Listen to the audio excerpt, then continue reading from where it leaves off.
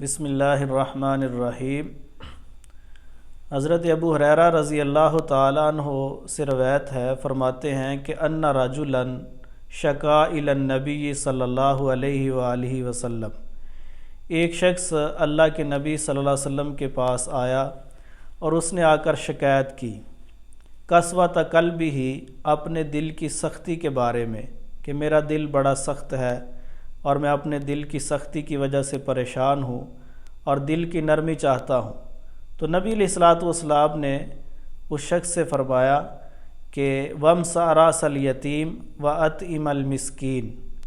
کسی یتیم کے ساتھ شفقت اور مہربانی والا معاملہ کر اور مسکین کو کھانا کھلا، یہ ایسے کام ہیں کہ اللہ تعالیٰ تیرے دل کو نرم کر دے گا۔ ایک روایت میں ہے کہ نبی علیہ الصلوۃ والسلام نے اس شخص سے کہا اَتُحِبُّ أَن يَلِينَ قَلْبُكَ وَتُدْرِكَ حَاجَتُكَ، کیا تو اس بات کو پسند کرتا ہے کہ تیرا دل نرم ہو جائے اور تیری ہر ضرورت بھی پوری ہو جائے، یعنی جو ضروریات زندگی ہے اس میں بھی تیرے لیے آسانیاں ہوں اور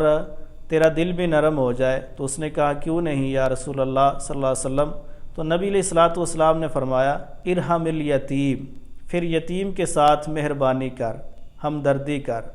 اور آگے فرمایا وَامْسَحْ رَأْسَهُ، شفقت اور محبت کے ساتھ اس کے ساتھ معاملہ کر، شفقت اور محبت کا ہاتھ اس کے سر پر رکھ۔ اور تیسری بات رسول اللہ صلی اللہ علیہ وسلم نے فرمائی کہ وَأَطْعِمْهُ مِنْ طَعَامِكَ، اپنے کھانے میں سے اس کو کھانا کھلا، یعنی جو اللہ تعالیٰ نے تجھے نعمتیں عطا کی ہے، تجھ پر اللہ تعالیٰ کے انعامات ہیں، ان میں سے اس کو بھی حصہ دے۔ ایسا کام اگر تو کرے گا تو اللہ تعالیٰ انعام میں جواباً تیرے ساتھ یہ معاملہ کرے گا کہ یلن قلبک